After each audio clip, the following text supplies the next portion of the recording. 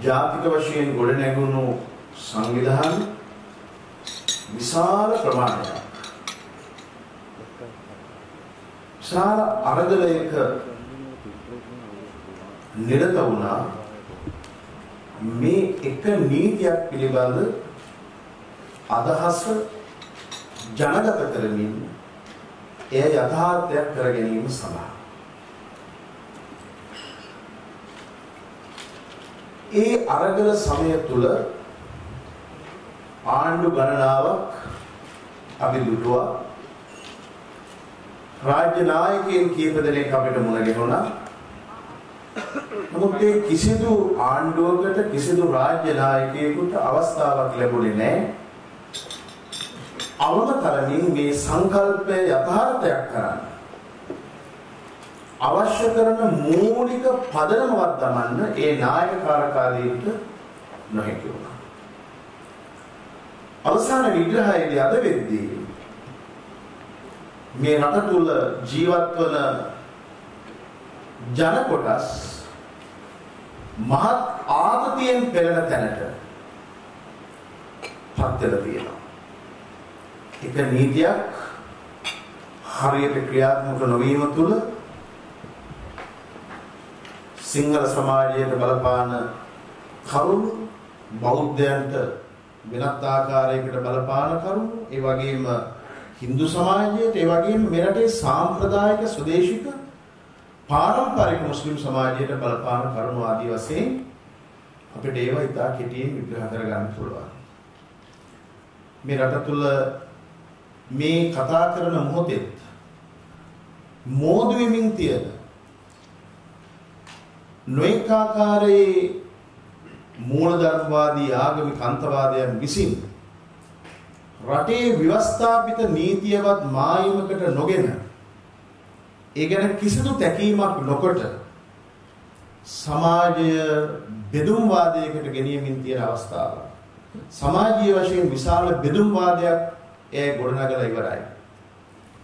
ඒ මූලධර්මවාදී මතවාදයන්ගෙන් අන්තවාදයට ගිහිල්ලා අද ඒ ත්‍රස්තවාදයක් දක්වා සමහර කොටස් වර්ධනය කරගෙන ඉන්න අවස්ථාවක තමයි මේ වගකීම අපි වෙත පැවරෙන්නේ.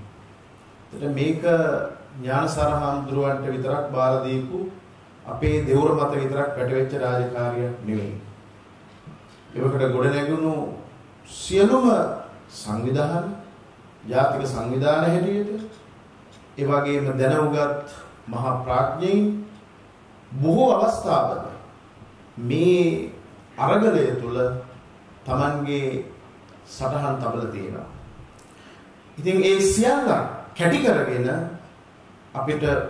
අපි උත්සාහ කරනවා මේ එක නීතියක් පිළිබඳ වූ අදහස සංකල්ප පත්‍රිකාවක් හැටියට පිළියෙල කරලා ජනාධිපතිතුමාට බාර දීලා එතුමා ලවා මේ කටයුත්ත ඉතා හොඳ ආකාරයෙන් සම්පූර්ණ කර ගැනීමට. ඉතින් අද දවසේදී අපි නියෝජිත සමුළුවක් විදියට මේ කටයුත්ත සංවිධානය කරගන්න යෙදුණෙම අපිත් එකට වැඩ කරපු අපේ සංවිධානවල මූලික කාරකාදී වෙච්ච හාමුදුරුවෝ ඒ වගේම අනෙක් ගිහි ජාති මාමකීන් මේ කවුරුත් එකතු කරගෙන අපි මේ සිද්ධ කරන්නට යන කාරණාව කුමක්දයි සාකච්ඡාවට බඳුන් කරන්න සහ අපේ පැත්තෙන් ඒ අදාළ කරුණු පහදන්න. ඉතින් ඒ අනුව අද ටිකක්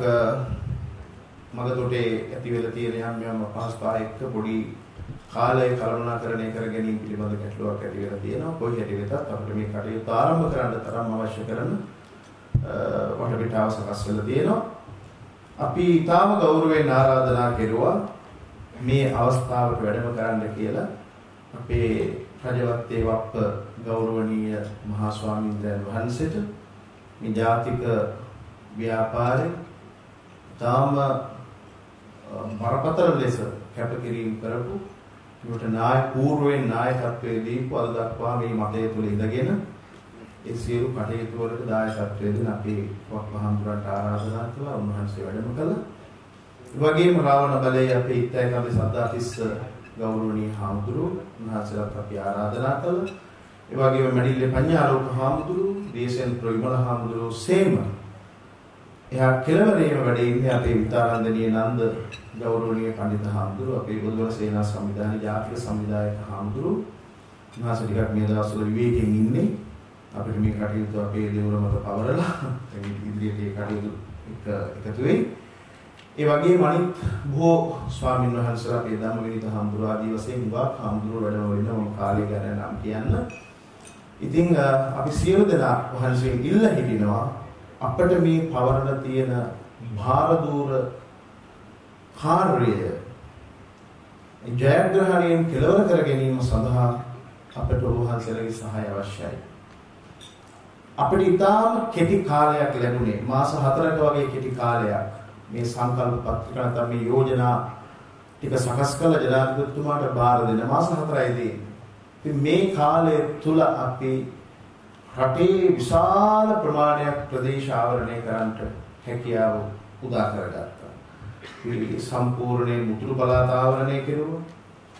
යාපනයේ ප්‍රතිඋ කිලිනොච්චි, මන්නාරම, වවුනියා කියන සියලු දිස්ත්‍රික්ක, නැගෙනහිර පළාතේ ත්‍රිකුණාමලය, අම්පාර,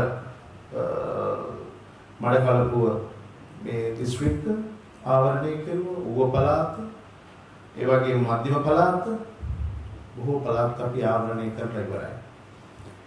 ඉතින් අනික් අපට ආවරණය කරගත නොහැකි වුණු ප්‍රදේශات අපි ආවරණය කරගත යුතුයි. ඒ වෙනුවෙන් අපි අපේ ගෞරවනීය මහා සංඝරත්නය වගේ මේ ජාතික සංවිධානවල හදිසි උපකාරය බලාපොරොත්තු වෙනවා. මොකද මේ කාලය කළමනාකරණය කර ගැනීම අපිට විශාල ගැටලුවක් වෙලා තියෙනවා. තව මාසයක් වගේ කාලයක් තමයි අපිට ඉතුරු වෙලා තියෙන්නේ සම්පූර්ණයෙන් මේ කටයුත්ත හමාර කරන්න. ඉතින් මේක අපිට ලැබිච්ච ස්වර්ණමය අවස්ථාවක්.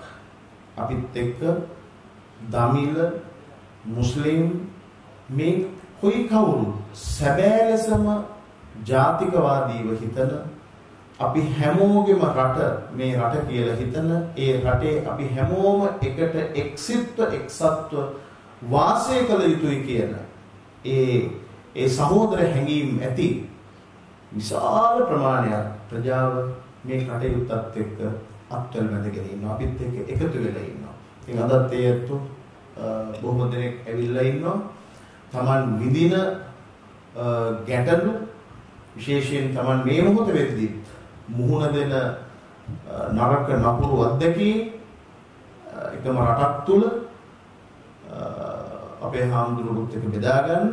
ඉතින් ඒ නිසා ඒ කටයුත්තට වේලාව වෙන් කරමින් අපි සාකච්ඡාව ඉදිරියට ගෙන යමු.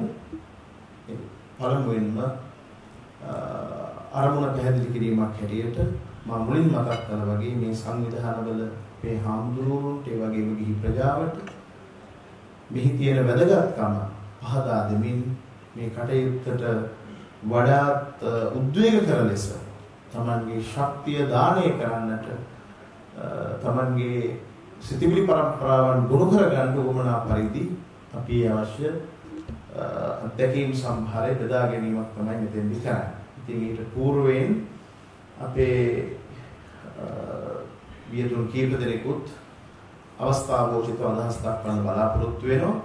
විශේෂයෙන් උතුරු පළාතෙන්, නැගෙනහිර පළාතෙන් අපි කීප දෙනෙකුට අවස්ථාව ලබා දෙන්න කල්පනා කෙරුවා. ඒතකොට ඔබ වහන්සේට තේරුම් ගන්න පුළුවන් මොකද්ද